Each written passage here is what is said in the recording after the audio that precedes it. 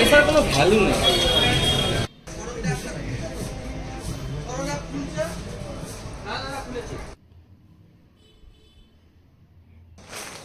নমস্কার বন্ধুরা, তোমরা সবাই কেমন আছো? আশা করি ভালো আছো, আর আমিও বেশ ভালো আছি তোমাদের ভালোবাসা নিয়ে। তো চলো, আজকে সকালে অনেক তাড়াতাড়ি কাজকর্ম সেরে, মানে বাড়ির কাজকর্ম সেরে আবার যেতে হলো শ্রীরামপুর বাজারে। কি বলো তো, ছেলের স্কুলে সাদা পাঞ্জাবি পাজামা পরে যেতে হবে স্বাধীনতা দিবসের দিন। তার জন্য ছেলে বলল, মাম্মাম সাদা পাঞ্জাবি পাজামা পরে যেতে হবে, সেটাই আনতে হবে। কিন্তু সাদা পাঞ্জাবি পাজামা ওর আছে, তো সেটা না অনেক ছোট হয়ে গেছে, অনেক ছোটোবেলার, সেটা তো হবে না। তো কি করলাম, এর আগে দুবার, মানে পরপর দুবার শ্রীরামপুর গেলাম পুজোর বাজার করতে, তখন আর বলেনি। তো তার জন্য সেই দিনই হয়তো কেনা হয়ে যেত, তো সেই দিন তো বলেনি। তো তার জন্য কি করলাম, আবার তার পরের দিনও গেলাম, মানে পরপর 3বার যেতে হলো শ্রীরামপুর বাজারে। তো গেলাম পাঞ্জাবিটা আনতে, পাঞ্জাবি পাজামা। তো তার আগে কি বলতো, বাড়ির সমস্ত তাড়াতাড়ি কাজকর্ম করে নিলাম। ছেলেও স্কুলে গেছে, ছেলে স্কুল থেকে এলো, ওকে খেতে দিলাম। ও এখন চিড়ে কলা দুধ এটাই খাচ্ছে। তারপরে যাব শ্রীরামপুর, যেহেতু ওর বাবাও স্কুল থেকে আসবে, বা ওর বাবা এলে ছেলেকে রেখে তারপরে যাব আমি শ্রীরামপুর বাজারে। তো চলো, ওর বাবাও চলে এসেছে। তো আমি বেরুলাম প্রায় 5টার দিকে। তো 5টার দিকে বেরুলাম, ট্রেন পেতে যেতে কেনাকাটা করতে প্রায় সন্ধ্যা হয়ে গেল। কি বলো তো, এখন না গা ছমছম করছে, রাস্তাঘাটে বেরুতে খুবই ভয়ই লাগছে। আগে যেটা হতো না, মানে বাজার যেতাম ট্রেনে বাসে যেখানেই হোক, টোটো অটো করে, সেখানে অতটাও ভয় লাগতো না। কিন্তু এখন এত যে মানে আরজি কলেজের ঘটনাটা শুনে, খবর দেখে এত খারাপ লাগছে, সে মানে বলার নয়। তো সত্যি রাস্তাঘাটে বেরুতে খুবই গা ছমছম করছে, কিন্তু রাস্তাঘাটে তো বেরুতেই হবে, কাজ তো আছেই, সেই কাজকর্মগুলো তো সারতেই হবে। একা একা কত বর্মশাই বা ছেলেকে নিয়ে সাথে করে যাব, নিজেকেও তো যেতে হবে। এই ডাক্তার দেখানো, সেটা একা একাই যেতে হবে, সেটা তো আর বর্মশাই যেতে পারবে না।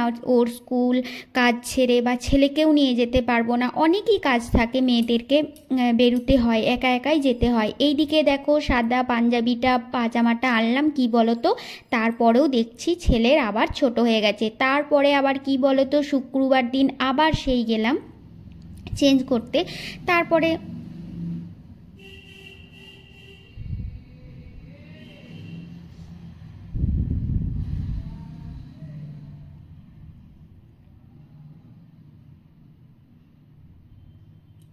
পয়সার কোনো ভ্যালু নেই।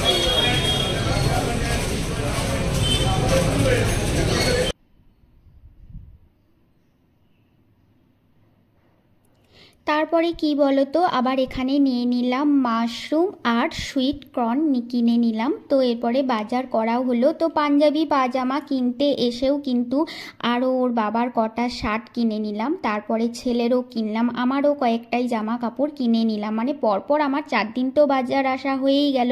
আবার কি বলো তো, আবার ছেলের পাজামাটা না ছোট হয়ে গেছে, আবার শুক্রবার দিন চেঞ্জ করতে এলাম। তো সেই হলো ব্যাপার, মানে প্রায় 4 দিন আমার বাজার পরপর আসা হয়ে গেল। কিন্তু বাজার না আসতে ভালোই লাগে, শপিং করতে আমার খুব ভালোই লাগে। এইদিকে দেখো, আমি শ্রীরামপুর থেকে চলে এসেছি চন্দননগরে। এটা হচ্ছে চন্দননগরের বাজার আর কি, এটা হচ্ছে বাগ বাজার, চন্দননগরের বাগ বাজার এটা। তো এখান থেকে আর কিছু কিনিনি, সব শ্রীরামপুরেই জামা কাপড় শাড়ি সবই কেনা হলো। আর এইদিকে কি বলো তো, মানে স্বাধীনতা দিবসের আগের দিন পুরো রাস্তাঘাটে এত ভিড় ছিল, মিছিল বেরিয়েছিল, কোনো টোটো যেতে চাইছে না। তো টোটোওয়ালা বলছে এইদিকে যাব না, বাজার দিকে যাওয়া যাবে না, বাগবাজার দিকে যাওয়া যাবে না, অন্য রাস্তায় ঘুরিয়ে নিয়ে যাবে, যেখানে ফাঁকা গলির মধ্যে। তো আমি বললাম, তুমি বাগবাজার হয়েই, পুরো বাজার হয়েই চলো, না হলে আমি হেঁটেই যাব। যেখানে 10 টাকা ভাড়া নেয়, মানে চন্দননগর স্টেশন থেকে, তখন সেটা বলছে প্রায় 30 টাকা নেব বাজার হয়ে যেতে গেলে। তো আমি বলছি, না না বাবা, গলি গলি যেতে হবে না, তুমি বাজার দিকেই চলো, ওই দিকেই ভালো। তো এইদিকে দেখো, আমি একাই এসেছি। আমি যেহেতু বাজার হাট কেনাকাটা করলে শাড়ি জামা কাপড় আমি একাই আসি, ওদের আসার সময় হয় না। তো এইদিকেও পরের দিন সকাল স্বাধীনতা দিবসের দিন ছাদে যেহেতু পতাকা টাঙানো হয়েছে সেই দিনই আর কি ছেলে স্যালুট করছে, তারপরে যাবে স্কুলে। তো এই পাঞ্জাবি পাজামাটা আর এই ওড়নাটাই কিনতে গিয়েছিলাম। তো চলো আজকের মতো ভিডিও এই পর্যন্ত, পরে আবার দেখা হবে অন্য কোনো ভিডিওতে। তবে ওই পাজামাটা তো ছোট হচ্ছিল, তার জন্য ওকে আর পরানো হয়নি, ওটা আবার চেঞ্জ করতে গেছিলাম শুক্রবারে। তবে ওর একটা বাবার পাজামা ছিল, কিন্তু খুবই বড় সড়ো পাজামা, ওটাই আর কি গুটিয়ে ছোট করে আর কি পরিয়ে স্কুলে পাঠালাম। আর ওই পাজামাটা ছোট হচ্ছে।